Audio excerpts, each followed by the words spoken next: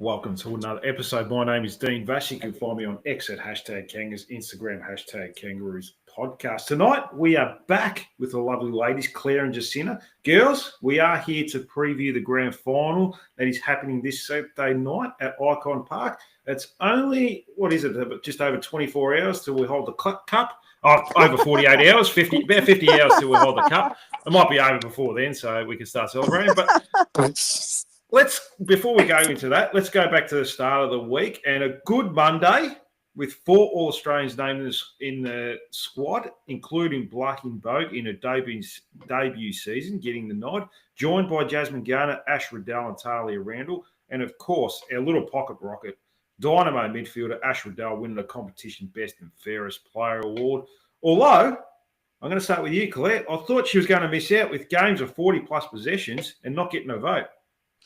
Yeah, it was interesting night to sort of toggle back between watching the broadcast and then also on social media, because it was pretty fascinating, the people talking about the the 44 touches and a goal and the 40 touch of games, the record breaking games, and her not being able to actually score any votes, which is dubious. I mean, look, if we're going to go full conspiracy theory, I would have thought Prespakis and her tying it like in the last couple of rounds and making a bit of more theatre about it. Is that something that happened? Potentially. But yeah, I was on the phone to my dad at the time and I was getting pretty angry. I was like, she doesn't win and it's a dual best and fairest. I'm gonna lose it. But obviously in the last round she gets the 3. But it was really funny watching like Garner. Obviously, they'd pan to Garner if she gets 3, and she's just shaking her head out of disgust, being like, I don't want it. Like, it's so funny that I think this is the year that Garner's polled the most votes, right? She's got 15, which, like the most votes, and like, and it should have been Ash in a landslide, realistically, with what she was able to put together this year. But look, she got there in the end. I think her speech was a ripper. Her roasting Vinny, her husband, was hilarious, and even the humbleness with her talking about Taylor Harris and taking a specky on her and all the kids at school, giving it to her over that. So I think she embodies what North Melbourne is about. She also loves North as much as we do. And I think that's really great when you get, it kind of reminds me of Marnus Labuschagne, when you get like a cricketer or an athlete that loves their team just as much as the supporters do. I think it's extra special. So it was a great night. It was good to see all the girls get around her, and I was really happy with Bogue and Randall getting their blazers. I mean, you could have put our entire back line in the back 6 or the back 5 rather, but look, let's not go into it. Let's just talk about the positives. And yeah, really successful night for the North Melbourne Football Club, and it was great to see their talents be rewarded in that way. So super happy for them. Well, I'm not going to say positive, Claire. I'm going to go negative. Jacinta, welcome.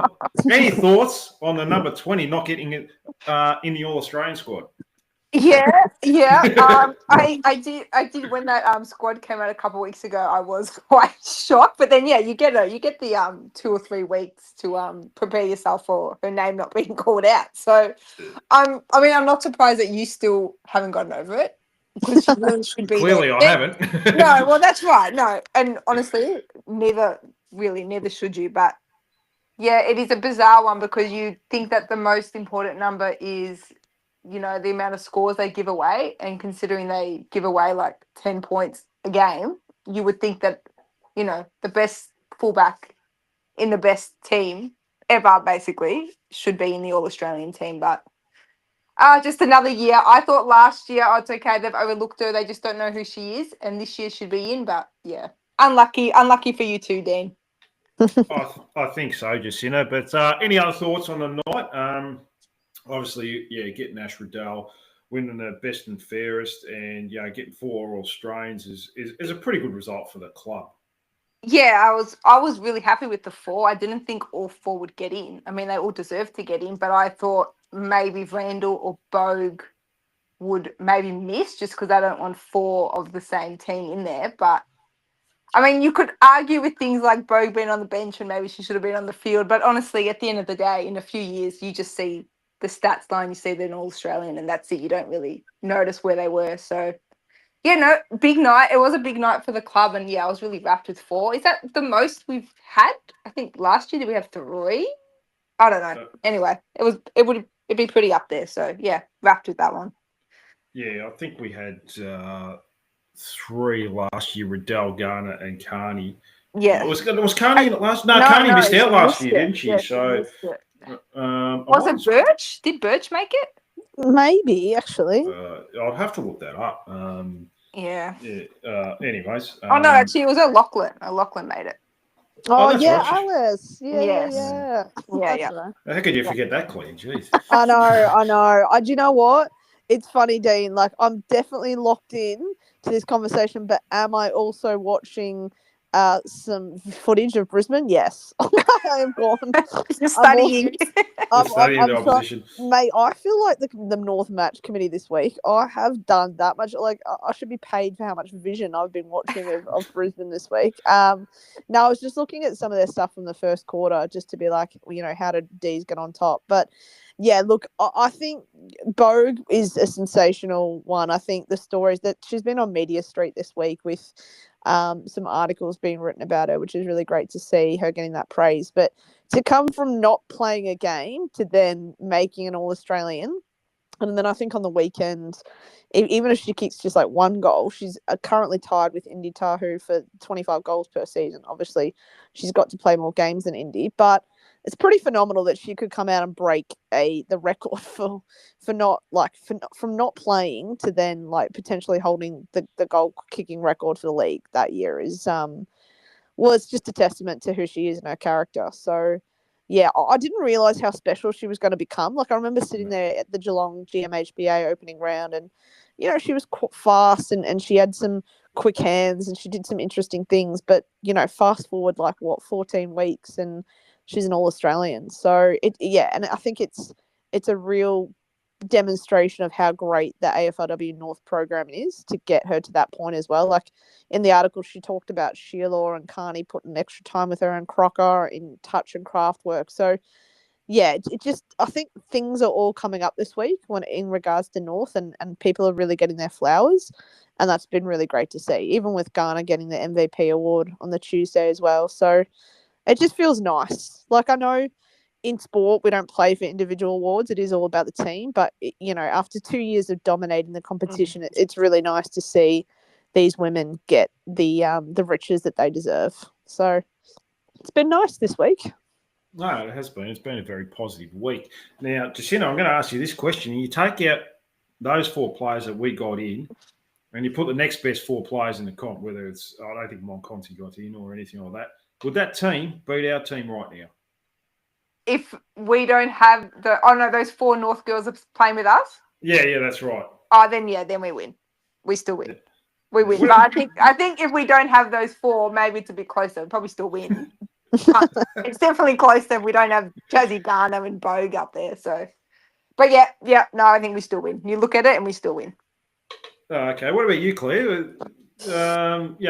Take those 4 players, put them in our team, and get the next best 4, which would probably be Monconti. Yeah. Else. Do you still think we could beat that team? Oh, absolutely. Like, yeah. I think. I think there are. I mean, look, don't get me wrong. There's a lot of great talent on that team. Like, if I could take Hoare and Tyler Hanks, I definitely would take them coming into Saturday. I think they're very special players. But look, the back 5 compared to our back 5, that's a joke. Ours are better. And I mean, actually, no, Maeve Chaplin. I think Maeve Chaplin's a gun. Like, I don't really like Gabby Newton. She got on the bench as well. Yeah, look, it's not a bad back 5. Oh, it's not a bad, but like pound for pound in terms of like what a defender is supposed to do.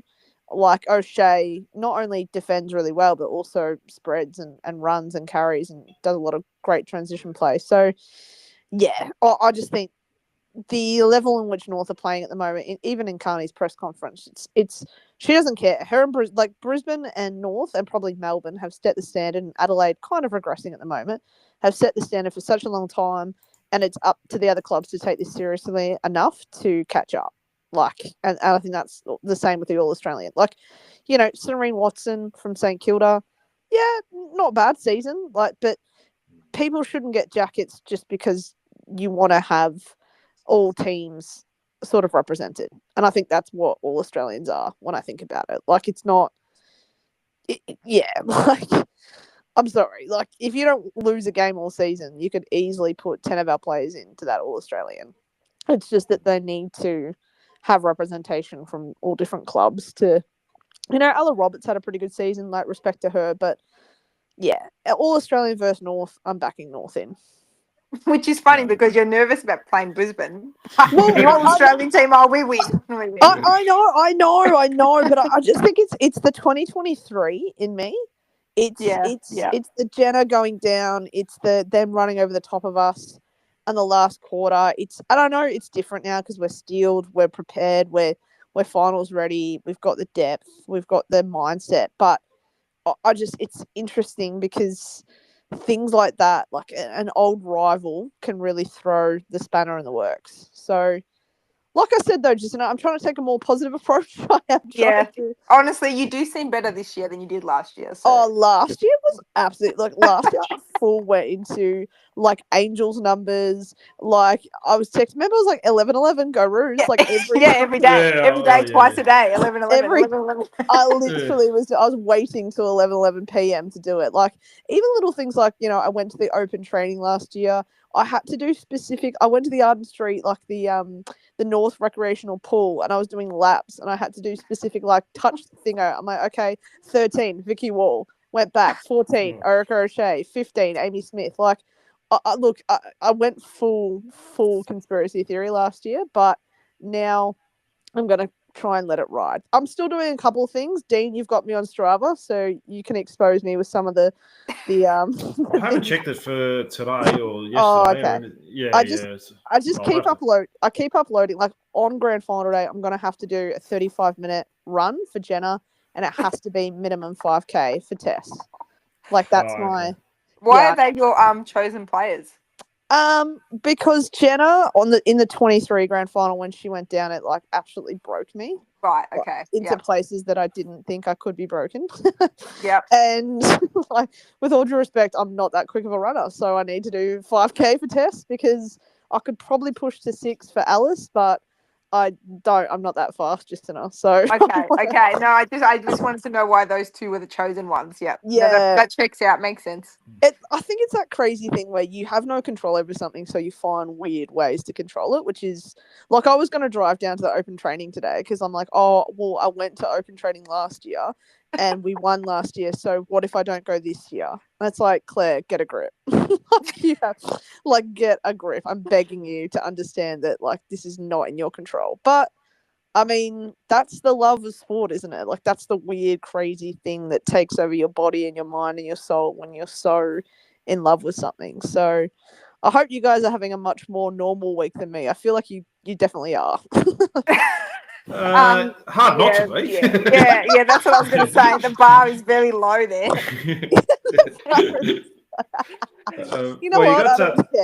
I've just checked your Strava, Claire. Yeah. 7 by 400 meters, Ash and Sheeran. Yeah. So it's got a picture of Ash Riddell teaching.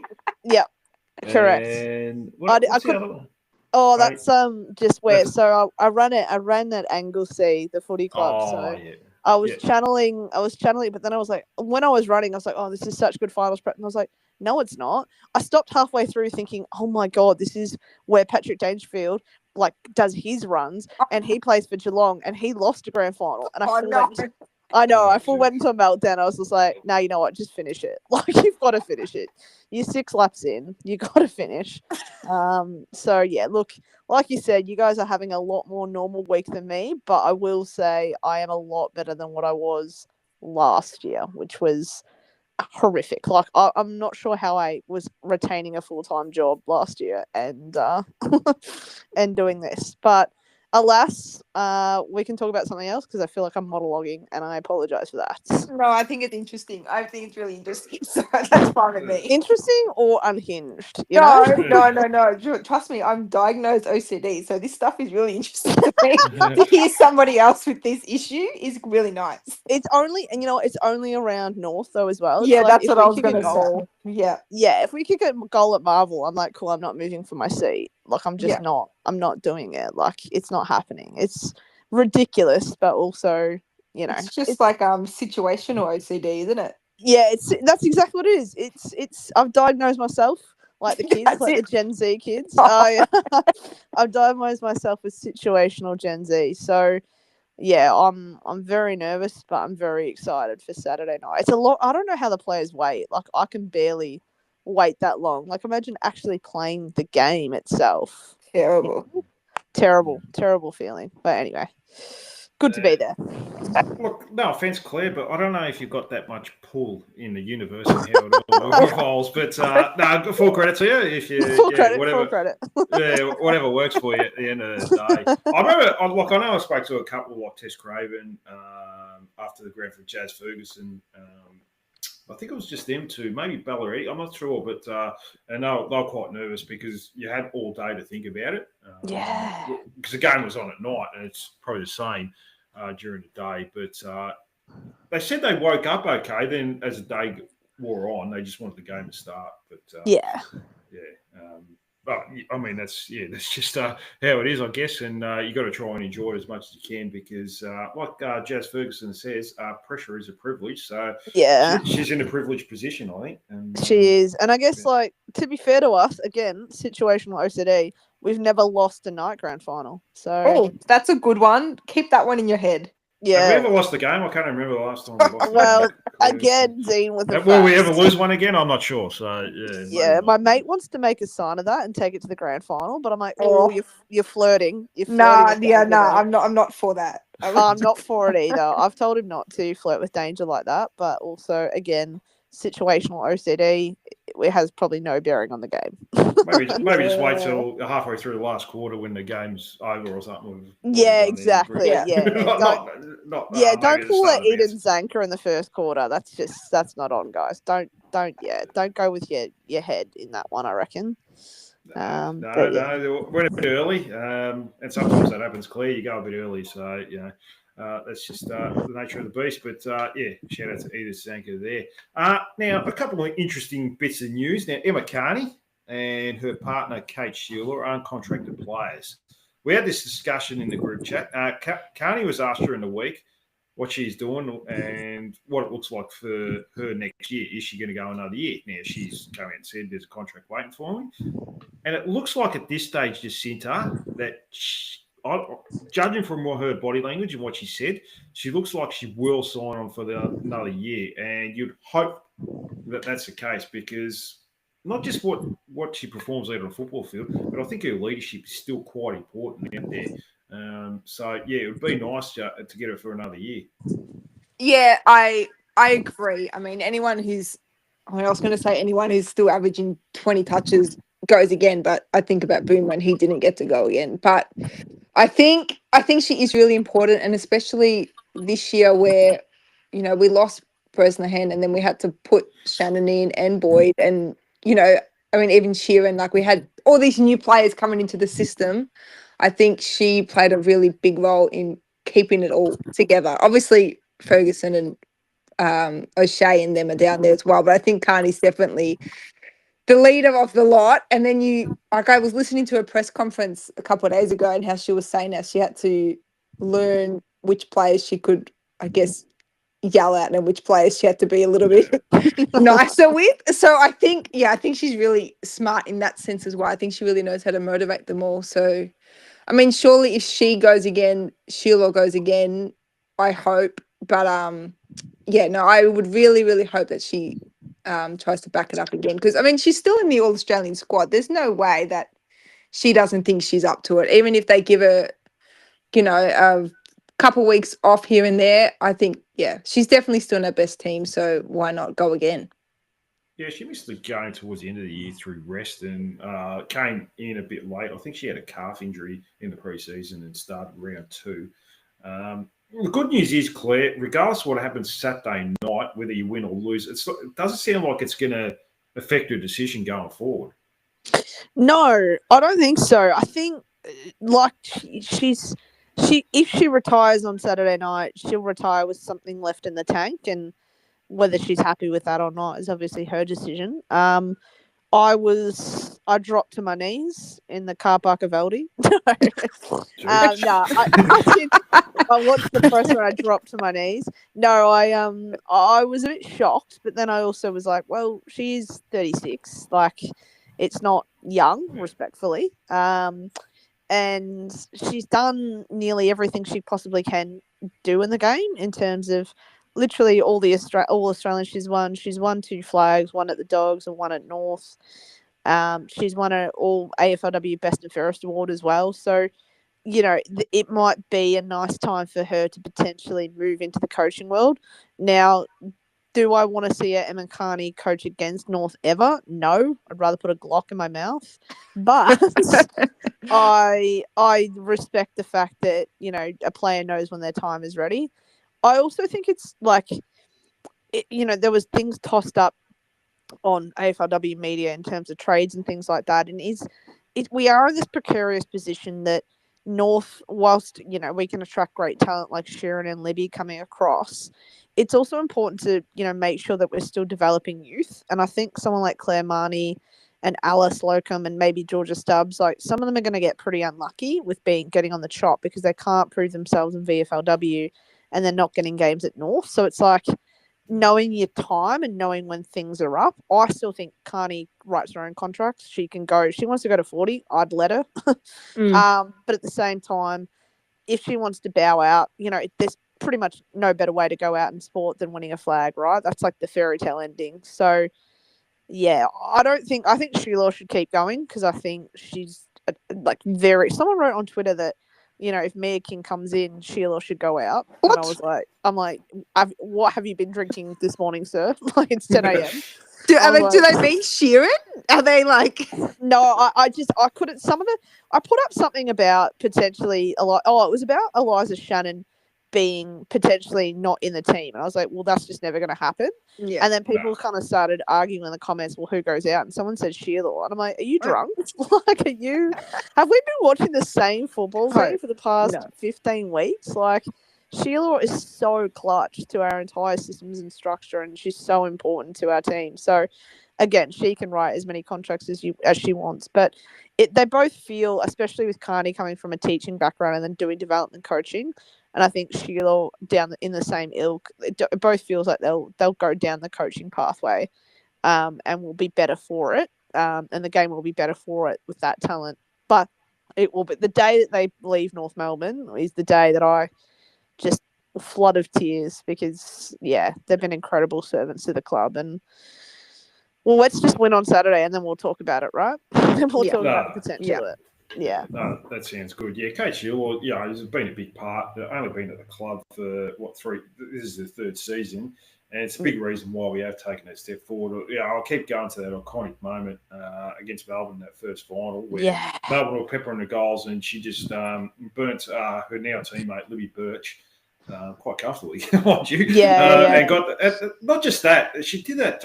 It was a really long handball. It was about a 30-metre handball to right on Talia Randall, who I think it was, and ended up getting a goal and broke the game open. It felt like a culture turn then, and she's had some big moments. She took that. I know we lost that grand final, but she took a Jonathan Brown. Yeah, that giant mark. It's probably one of the best marks I've seen.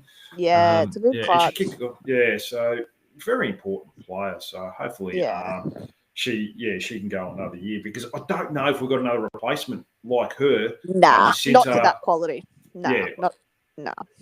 Yeah. What about you, Jacinta? I don't know if Sheila sort of said, "No, look, I think I'm done. My body can't do it anymore." And you don't know with these individuals how their body's holding up and stuff like that. I think it'd be just as hard to replace her as it would be with Emma Kearney. Yeah, I think Sheila would leave a really big hole. I think we've got. I mean, you just think that, Flash can come straight in and replace Kearney, I guess, to an extent. But yeah, Sheila, I don't know. I mean, obviously, if she says her body's not right, then her body's not right. But yeah, no, we definitely need her. Even if, because last week she wasn't. I mean, she filled the holes, but it wasn't like she was kicking her, a couple contested marks, kicking a couple goals. But she's there, and she's so important for that structure that, I think we do need her. And same thing with with Carney, she can just have a couple of weeks off every now and then. Like we just guide them both through, and they can be like the Brad Ottens of Geelong in the 2000s and come in finals time and kick ass, I guess. Good player comp there, Jacinta. Also, Claire, Darren Crocker named Coach of the Year as well. Thoroughly deserved, wasn't it? Yeah, definitely. Like, I know that there was some really good coaching from the Carlton coach this year, considering where he's taken his list into a prelim final. So, like, credit where that's due. But yeah, I don't see how you not win the award when you win every game of the season and you improve your list by pretty good recruiting and good development as well. Like, I think Ariana Hetherington coming from Freo as well is a great step forward in potentially you're replacing Rennie and Emma King in the future as well. So I think looking at holistically of what Croc does with recruiting, drafting, development, with winning games of football as well. He's the right fit for the bill. I really enjoyed it. If you haven't read, Riley Beveridge did a long piece on Darren Crocker. Yeah, I did read. And I thought that was you can tell though, I think the thing for me that stood out is like, he was a caretaker coach at North, he's played there, and he is such a North Melbourne person. But, when he got the job, his initial thoughts was like, I never thought, obviously, I'd coach at the highest level again. I think that's a direct quote. And the thing that stands out for me is that just shows everything that you need to know about him, that he's always viewed the women's program as the highest level of coaching, and it's not been a comparison of like, oh, well, I'm going to use this to launch my, career into men's, or I'm going to use this as a platform to get somewhere else. I think he's always believed it to be the best type of coaching that he can perform in. So, yeah, it doesn't shock me that all the players have such good relationships with him, and he gets the best out of him when he seems like such a quality human being. So, yeah, I'm really glad that someone like Crocker gets to be a part of our inaugural flag, considering his journey, and he's a premiership player at North, and he's a premiership coach at North, which that's a pretty special title to have, and I think he richly deserves that. So very proud and very happy for him. Definitely. I know people don't talk about him much, and we don't talk about him much, but without him and what he has done with these girls can't be undersold. Do you think the experience of coaching a men's program has helped him, whereas some other coaches haven't had that experience? Jacinta, maybe dealing with egos, maybe with development. I'm not too sure, but it seems like it probably has worked in his advantage. Yeah, that is an interesting one because, I think there'd be a lot of ex-AFL coaches that just think they could step into a women's program and it'll just be easy as anything. I guess a little bit.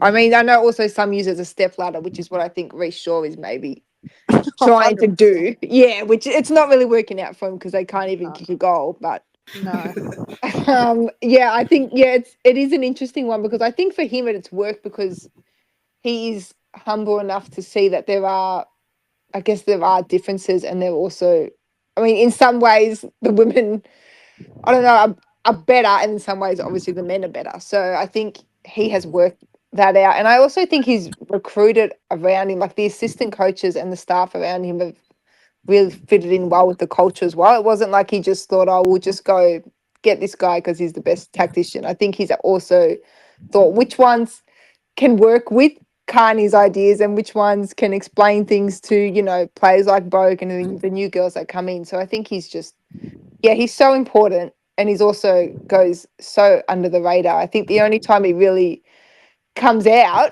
that he has done a really good job is grand final week, which is nuts. But you even hear from the North players, like I heard David King today saying how he was just born to coach, and how much he loves coaching the girls. So yeah, no, he is the ideal women's coach at this point, and I think that there would be a lot of not just AFLW coaches, but a lot of AFL men's coaches that could learn a lot from him. Oh, definitely.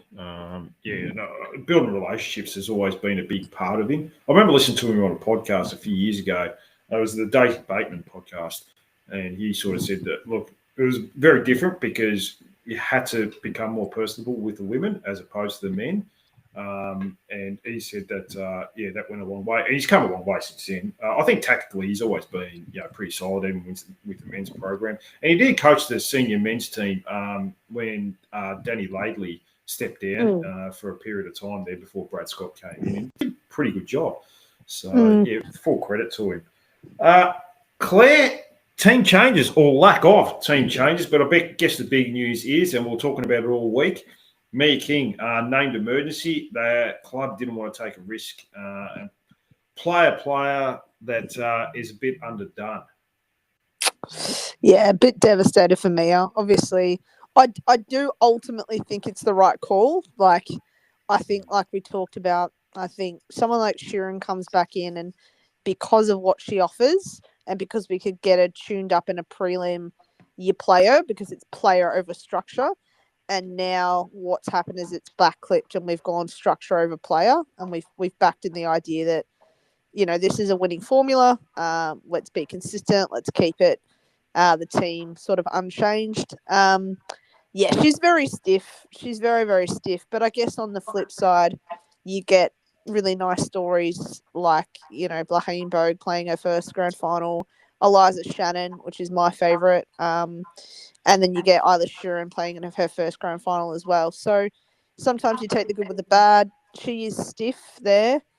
She did everything possible, I think, to get herself back as well in terms of all the hyperbaric chamber stuff and the extras that she would have put in. So it is devastating, but it's also sort of like I'm heartened by the fact that she did win last year and she got to celebrate that and be a part of it. And I think the character that is Mia King is that she'd be devastated about what happened, and I think she'll lick her wounds tonight. But come Saturday, I think she'll be all about getting around the girls. And I'm sure that all the girls are getting around her tonight and making sure she feels loved. But come Saturday, I think she knows the role that she has to play, and that is to be supportive and hype up the women before they run out and provide that support. So, yeah, I mean, sucks, but that's grand finals, isn't it? It'd be great, like we spoke last week, or on Sunday, it'd be great if she could come in as maybe a risky sub and we could chuck her on and give her maybe a quarter and a half to gas herself. But we just don't have that sort of luxury in the women's. And,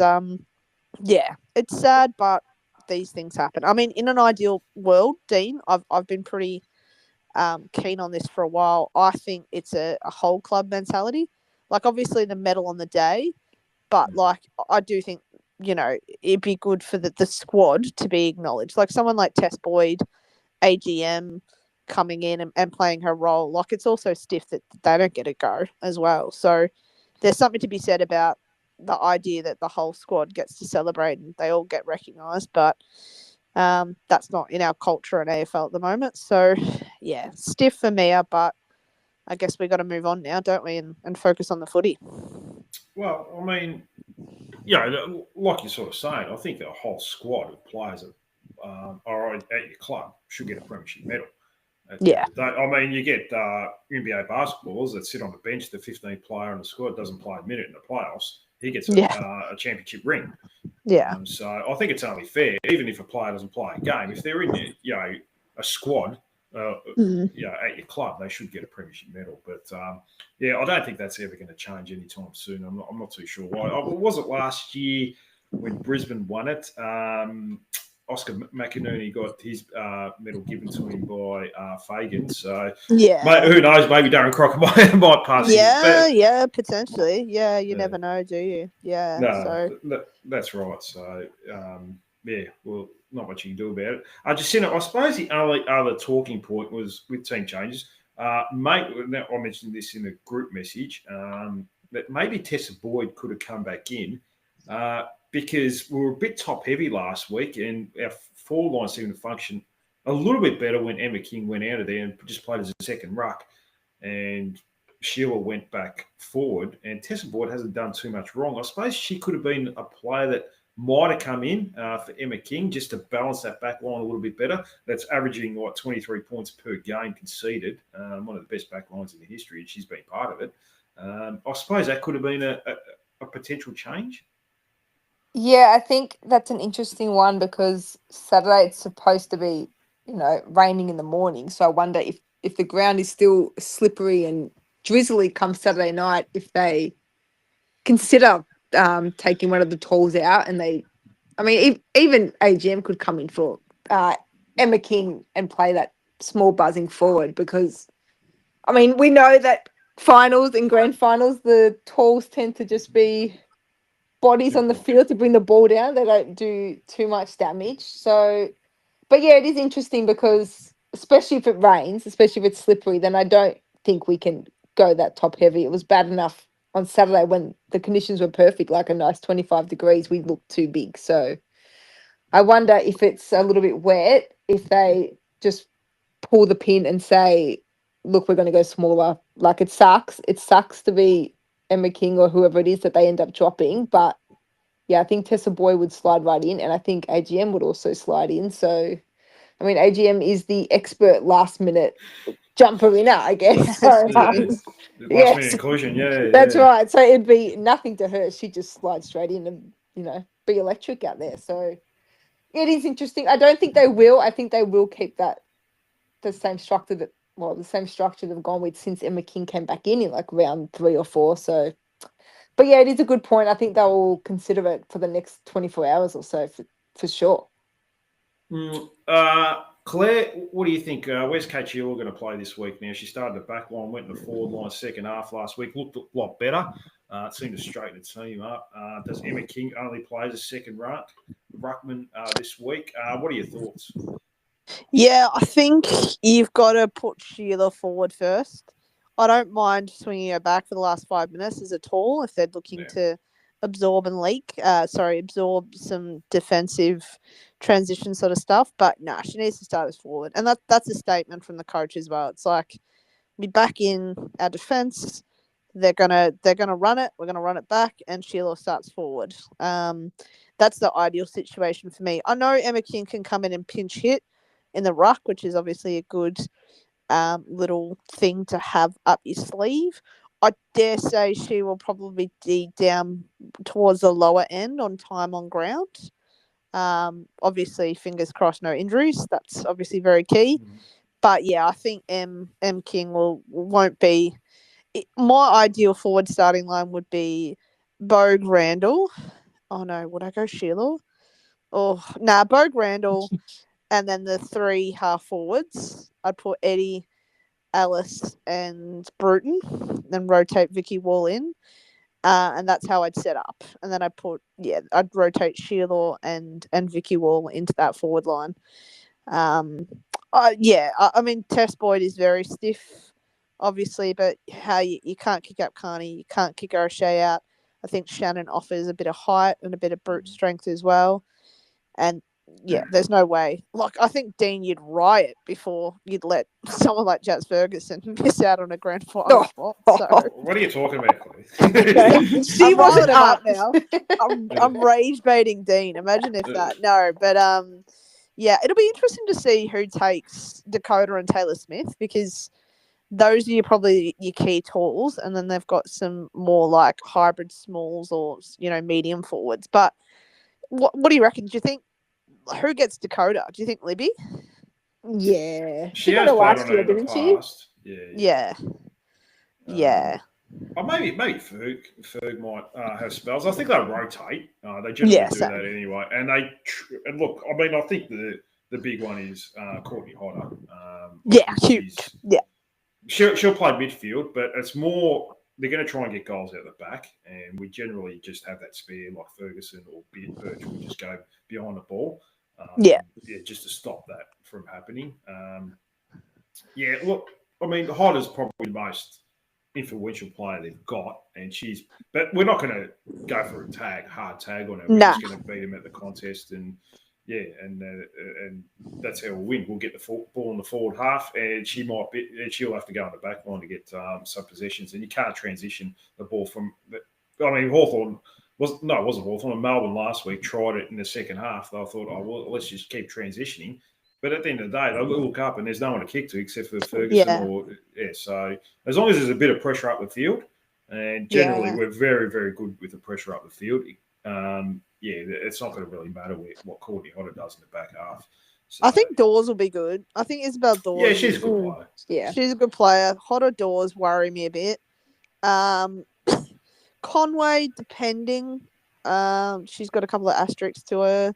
Like, she's in a good vein of form, but like, she's going to have to run two ways because our wings are very good. Like Gat, Craven, and Smith are going to make her run pretty hard both ways. But yeah, I just think I look at all the matchups, and I say this respectfully. I look at all our matchups, and all our lines, and there's not a single line in which I'd want. Like, I think Brisbane's line is better than ours. Okay, Do you know what I mean? Like, yeah. That's true. That is true. yeah. So there's part of me that's sort of like, well, we've got to back ourselves in. If pound for pound we're a more talented side, then realistically, yeah, you should be able to get it done. Yeah, still nervous though.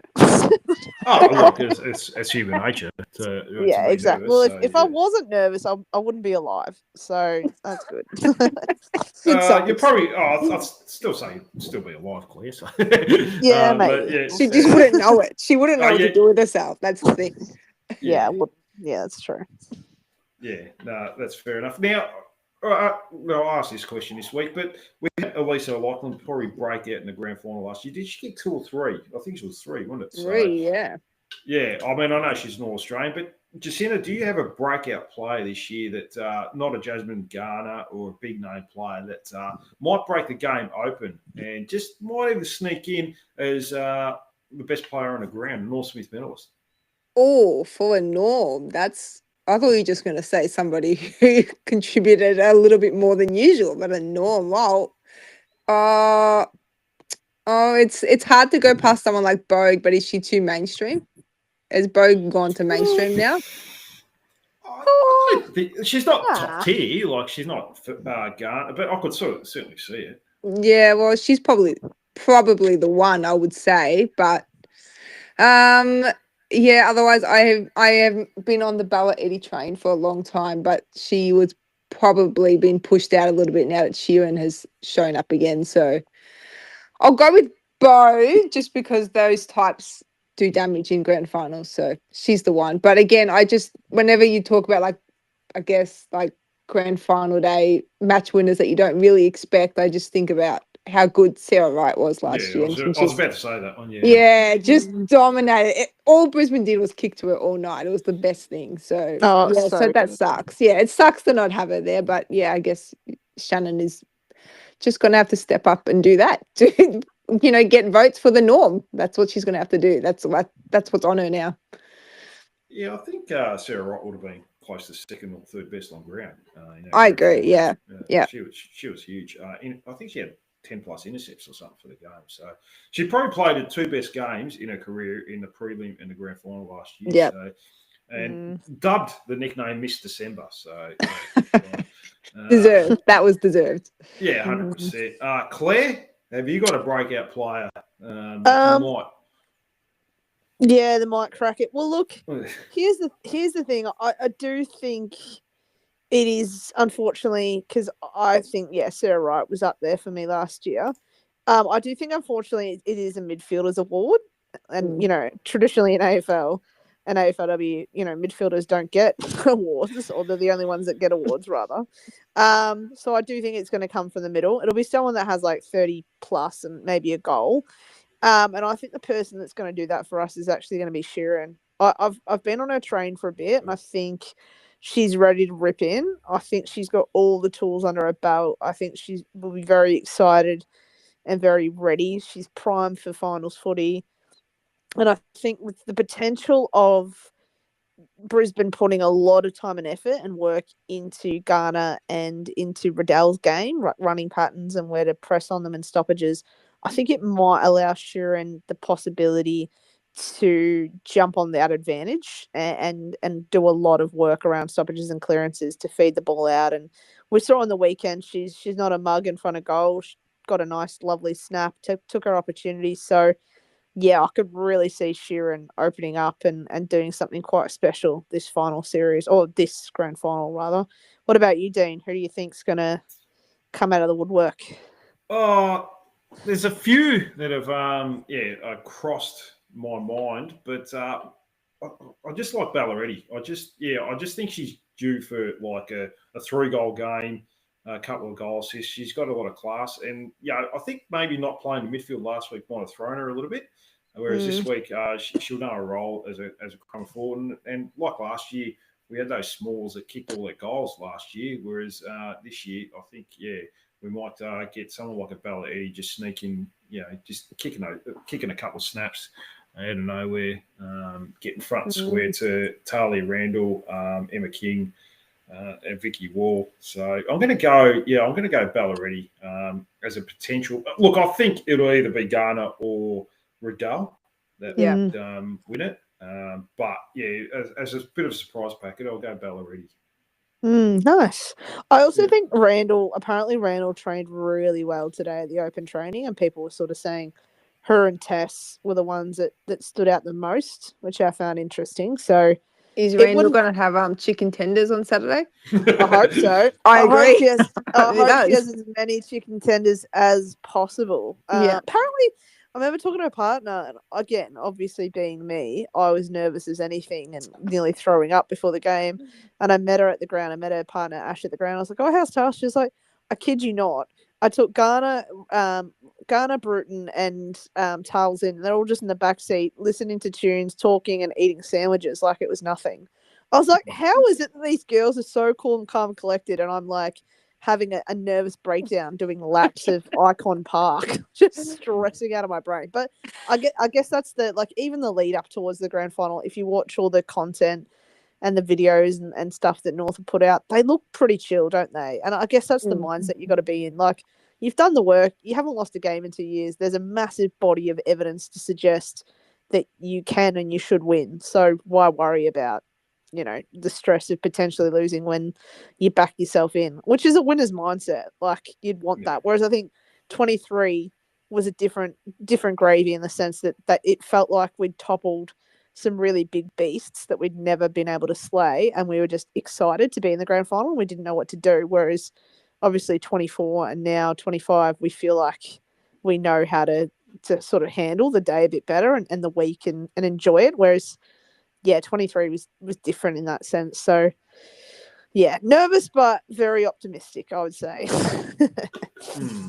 Look, like anything in life, when you do things where you're more relaxed, and you're not stressing about the outcome or anything like that, then it generally leads to good things. But our brain always has a negative bias and always goes to the worst possible, worst case scenario. Whereas these girls, they look like they're pretty smart, and they're sort of, let's just keep the routine the same it is. We'll stick to we trust the process. We trust our everything, our system. And if we do that, then we know the results will take care of itself. And if it doesn't work their way, they know life goes on. That's right. And you move forward pretty quick because, life goes back to normal pretty quickly. A lot of these girls still have full-time jobs as well. So that's true. Which makes it a bit tricky. All right, we'll finish up. What's your final prediction for the game, Jacinta? I'm going to go North by 18. I think that's what we're going to go with. Claire, what about yourself? I still haven't landed on mine yet. Can you go first? I'm tossing. No, I'm tossing between two numbers, and so if you go first, Dean, then it's like, when you order dinner and you want someone to go first because you haven't made your mind up on the menu. So fair. Yep. Yeah. Oh, okay. Dean, if you could lock in yours, and then I'll lock in mine. I'll go 27 points, and I'll actually go Emma Carney for best on ground. Oh, I would love that. Oh my God, Dean! I was going to say 27 as well. That's crazy. Oh, there you go. Great minds, Claire. Great minds. Yeah, I was tossing up between 30 and because that's what we won about last time, or 27 because I've seen 27 everywhere recently. And it just keeps on popping up. So let's lock in 27. And what you reckon, Emma Carney best? I mean, that would be the fairy tale, wouldn't it? That would be the legit fairy tale if that was. She was best on ground the first half last year. So yeah. That's true. And I guess I remember, and look, rightly so. She was screaming for Erica O'Shea to come off in the last maybe 4 minutes. Yeah, she was like, "You get the F off because I want to be on the ground." When how good was that standing ovation too that she got? Oh, it was It was, incredible. so good. It was, yeah. And I think that's the great thing about Carney is even when she gave a little roast to the AFL during her acceptance speech of the cup as well, like she's so good for the game. Yeah, I'd love to see Carney get the fairy tale and win the Norm, but I reckon, yeah, North by 27 with Eilish Shurin having a real big gutsy game, like getting, I think, like 28 odd and maybe contributing with a goal, and that'll be enough to potentially see her win the Norm Smith or the equivalent of, I guess. Yeah. Well, that's what we call it, don't we? We just relate to the men's program. So someone has come, Jenny Burke has come into the chat and she said 27 was a Crocs number, and that's true. I was just thinking that Darren Crocker wore number 27 really? when he played. Yes, he did. So. That could be it. That could be the link. Hey. That could be. You know what? You know, you guys know I'm all about numbers. I am all about numbers. So it could be on. Actually, what is the date today? The date is the 27th. No way. Yeah, 27th of the 11th. Yeah, there you go. Wow. There you go. I don't know, guys. It's all coming together. It can't all be coincidence. It can't be. Exactly. No. Conspiracies and omens and signs. But look, whatever happens, I'm really proud of this football club. We keep on going back to it. They make us so proud to watch them. They play really good, interesting football, and it's been a delight to enjoy this season. So, yeah. Well, I'll try to really enjoy Saturday because it's not every day your team makes the grand final, and I'll really try and lean into it like I have been doing this week. But, yeah, it's very, very excited, and hopefully we can get the win. No, definitely. And I'll have questions later in the week, Claire, whether we do it Sunday or Monday. Maybe we're still partying on Sunday. Who knows, Claire? Exactly. Yeah. Or sobering up. I'm not too sure. So we'll have to wait and see. Yeah, we'll have to wait and see. Jacinta, any final thoughts out there? You'll be at the game. Obviously, are you going to take a bus? Instead of a 7-minute walk to the ground? No, I am going so early because I want to just be sitting there for, even if it's 2 hours, I want to be sitting there. So surely I will get a park and I won't have to pay that $120 again. But yeah, now you've told me that, and the bus is also there because I am going with a friend in her 70s. I mean, she's fine. She will make it, but you know, I think it's just better. I hope so, Jacinta. I hope. It's better for her headspace if I say there is a bus. But yeah, no, she's been she actually went to the 77 grand final. So so she's one of those rusted on North supporters. So it'll be really good if she gets to see another win, I guess, even though she's already seen 5 now. So yeah, anyway, yeah, I'll be there nice and early, just sitting there waiting and probably getting really sick. But I was going to say, that's a niche form of punishment, Jacinta. I know. But I think I'll feel better if I'm there. I don't know. Okay. Sick, but I'm there. So yeah, I don't know. You don't have to worry about actually getting there. I'm the opposite. I'm I don't even like watching them run out in the banner.